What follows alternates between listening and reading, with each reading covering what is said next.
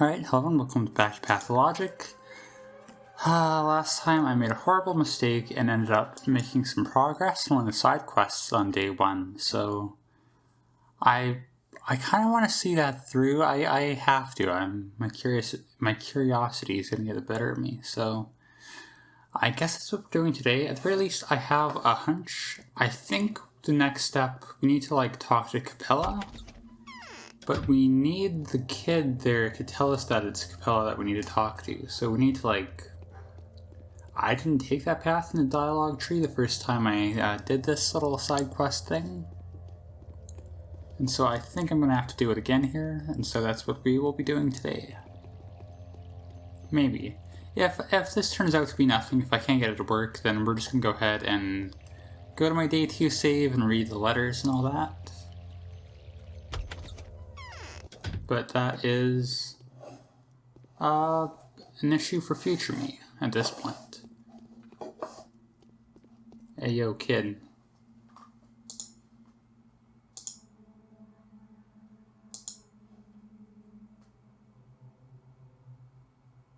Alright.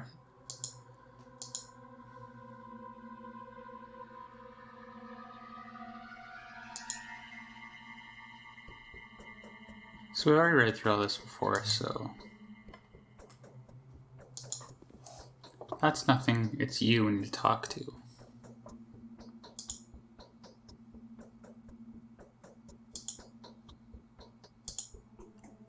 Okay, Capella, tell me more about her.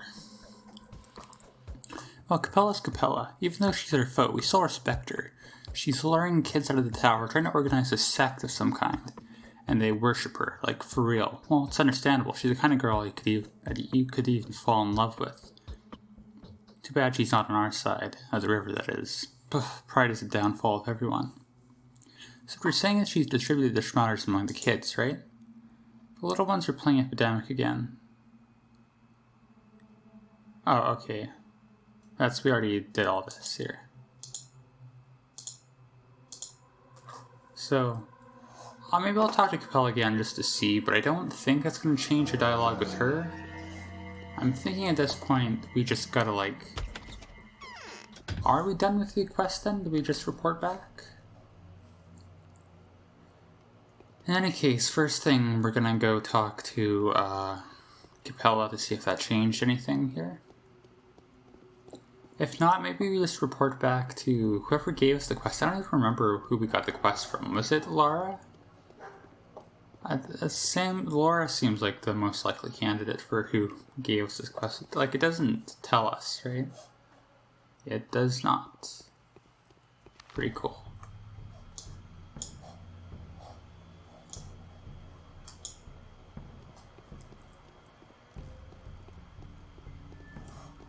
Did we get more dialogue from the kids, or? It doesn't seem like it.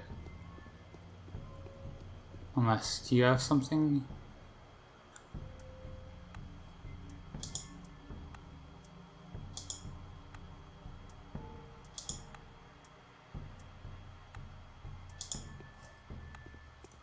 Okay, well, that also didn't really give us much, but whatever. Maybe we'll just hit dead end here. That's fine too.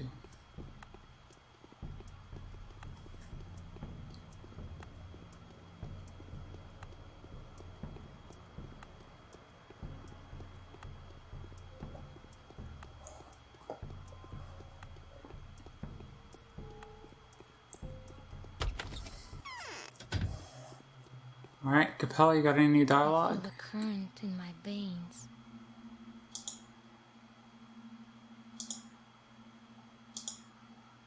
The winter comes soon. Okay, nope. Do you have anything else here in your room that can...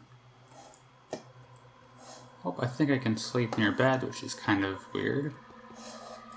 But other than that, there doesn't seem to be anything here, so... I'll find whoever gave us the quest. I'm pretty sure it's Laura, but...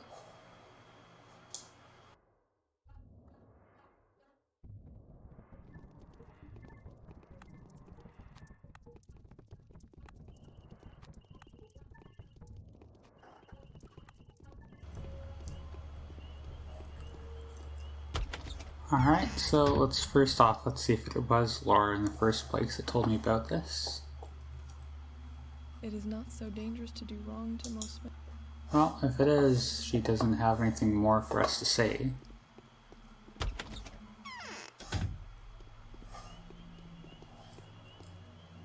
And the kids really just don't have anything to say either.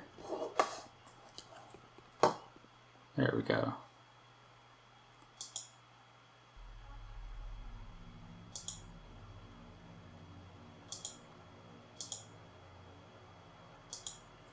Okay, well, I don't see any progress, so maybe I'll come back and try this again later on, but for now we'll just we'll put that to the side. We'll get back to day 2, where we've got some letters to read here.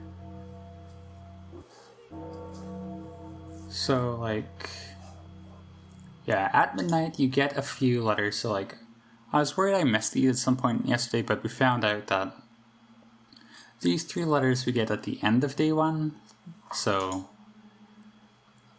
we are reading them here essentially as soon as we can. A letter from a colleague in Thanatica. Daniel, I'm reading this in a hurry, so do forgive the uncustomary brevity. The powers that be are closing in on us. They persecuted us before, as you know, but now they are set to utterly exterminate us. We may be able to persevere, but you, my friend, are in grave danger.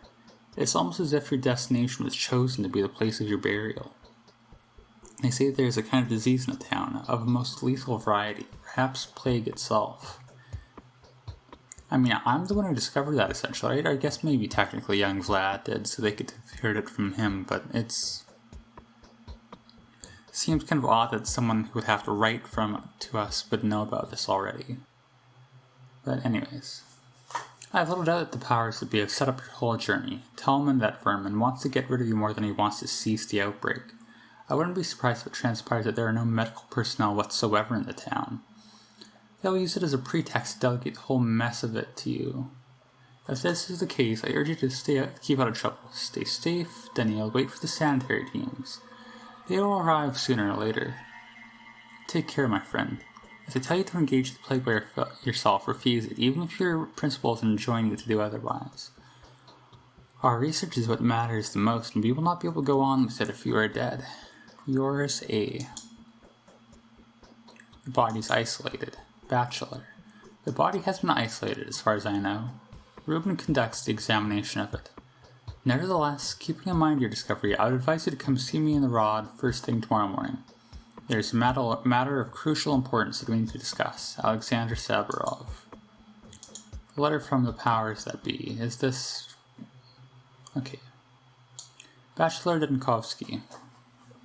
What seems to be a lucky coincidence, you have found yourself in a town that is wrought by some very worrying occurrences. Reportedly, there is an outbreak of dangerous disease in the vicinity. There is also an opinion that the outbreak is a falsification staged deliberately for the purpose of concealing a murder. In consideration of your outstanding analytical capability, we delegate the investigation to you. If there is an epidemic, it must be halted by any means necessary. You should collect as much information as you can, we suppose, and then make a decision in line with your own professional ethics and moral beliefs.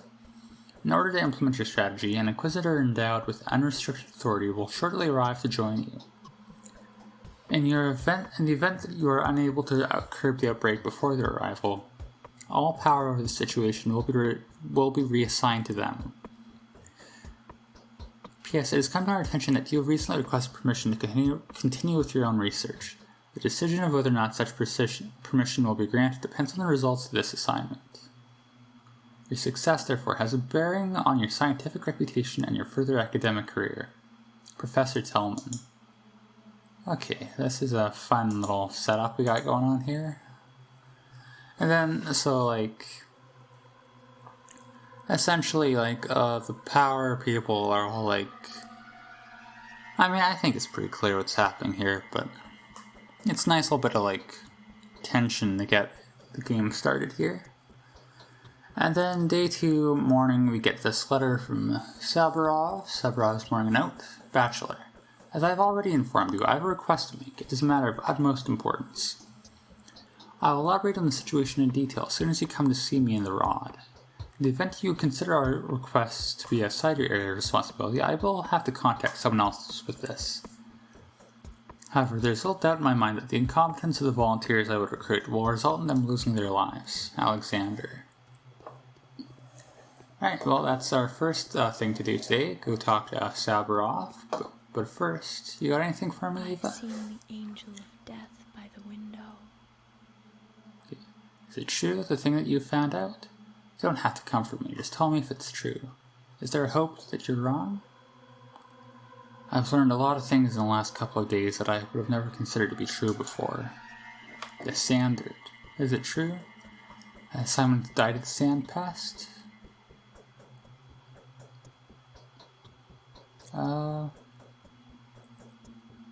My colleague Ruben suspects as much. We don't need to run away from here, Daniel, immediately. Even if we have to move exclusively by foot, we need to go now. We will die in the steppe, of course, but at least won't be as excruciating. I can't leave, Eva, but I can help you leave. No, I won't leave this place without you, but we can't stay here. I'm not afraid of death, you know. I once jumped off a building site and only survived by a miracle. But I don't want to die of this. Please, let us all leave. You've only known me for a few hours. So what? I like her directness. What do you suggest? A freight train full of meat, leather, and raw materials departs from the station every month. The women of the kin bid it farewell with sorrowful songs in the morning. That's the ritual. Curious. I'd like to have a look at it. Living people are forbidden to get on that train. The only person allowed to come aboard is the deaf and dumb Adong driver. Only he can guide the train through the steppe. Adong... let's go this way. I came here without any additional rituals, and I'm planning to leave the place in the same fashion. But you haven't touched the bull meat train. It's an entirely different thing. Can I bargain with the driver? No, he's deaf and dumb. Moreover, he's not quite a man. His position is sacred to him. There's a way out, though. I think I know of a man who could intimidate even a deaf and dumb Adon. Who is it? Andrei Stomatin, the architect. He's a very menacing and strong man. He treats me in a slightly condescending manner, but you can speak to him on my behalf. He won't refuse. And I think even Andre doesn't want to rot with the sand plague. I want to see what happens. Okay, I'll relay your request to him.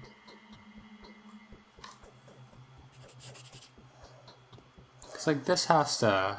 There's no way this resolves, right? Don't you think my colors have faded? So, let's actually do that here right now.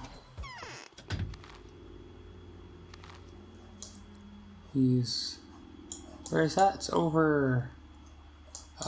it's a long ways away, but that's fine.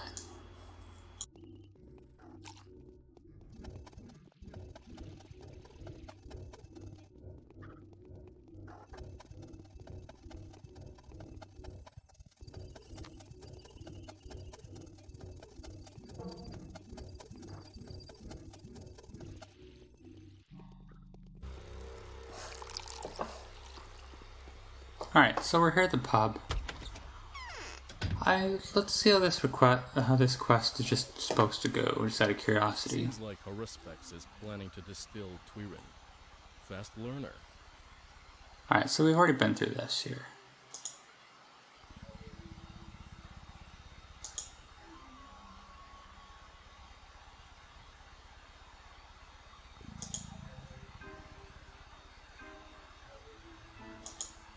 Why do you all come here to gawk at me?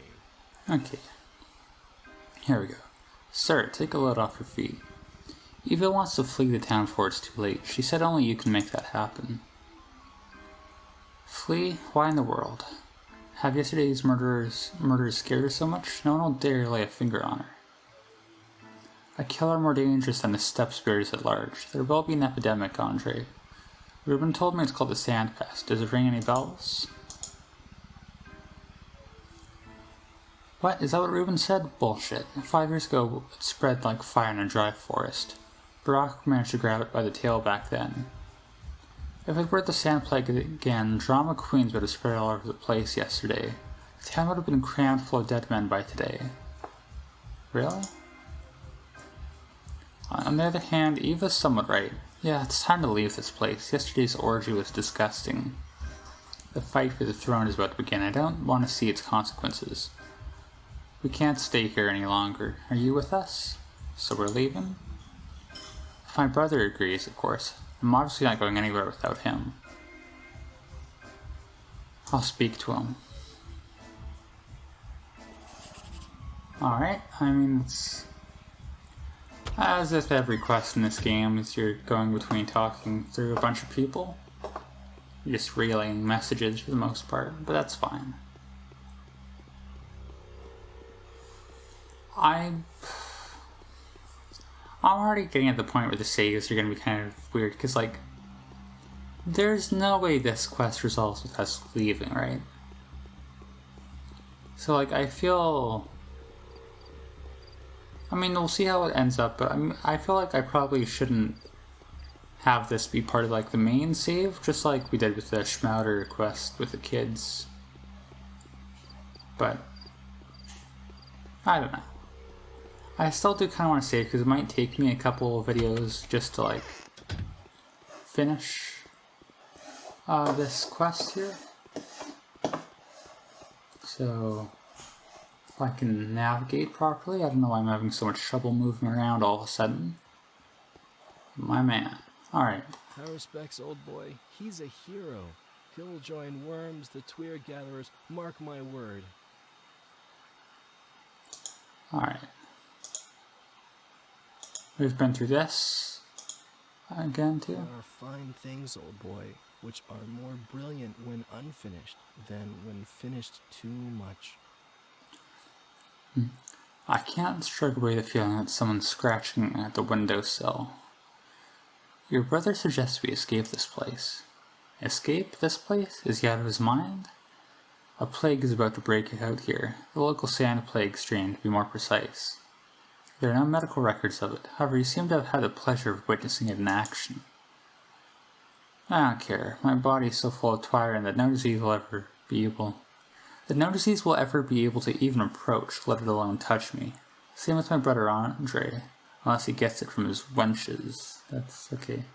No, I'm not leaving this place. Also, you do get sick. You did in my first playthrough. But why? Can't you see what I've managed to build here? Where else would I be allowed to do something like this? Everything that I've ever called my purpose has been brought to life in this town. For now, I have no reason to leave it. I haven't finished my observations yet. I'm this close to figuring it out. What are you talking about? You wouldn't understand. You've never built anything. You're wrong. I built Fanatica and I created the groundbreaking theory of human mortality. In that case, forgive me. It's puzzling that you don't understand me. You're prepared to risk your life for your life work, aren't you? Yes, of course I am. Oh boy. Oh boy. Was that maybe the wrong branch? Should I have told him that I was like...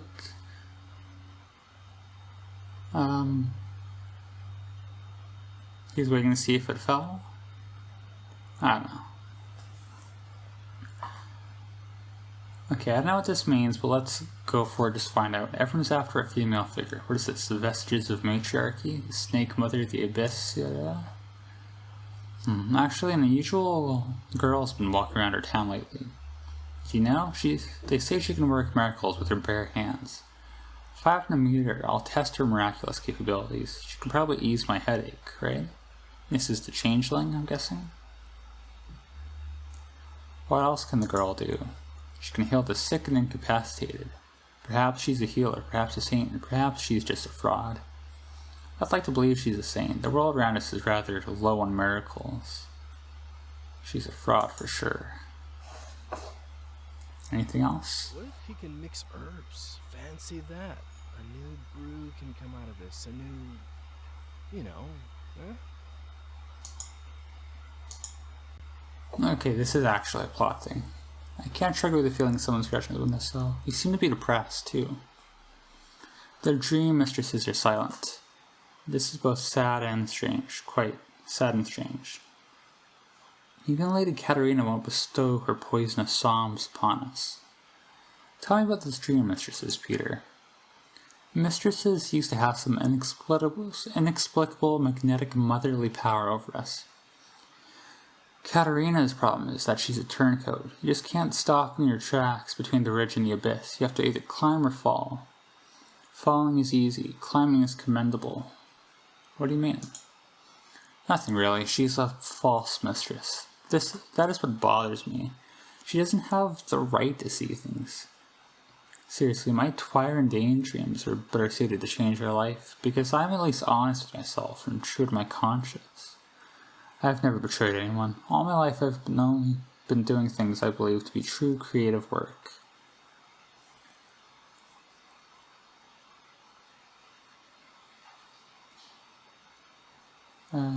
Change? I thought the clairvoyants see the inevitable. We don't have clairvoyants any longer. We are orphans. Blind puppies in the dark. Yeah. Never mind, have a drink. And then this is just the... Yeah, okay. Well, good place as any to call it an episode. This might end up being another branch that I, abandon, but we'll see how this goes. I don't know if you want to go back and talk to Peter or even Eva at this point, but we'll find that out later. There's a vacuum going, so I should call it real quick.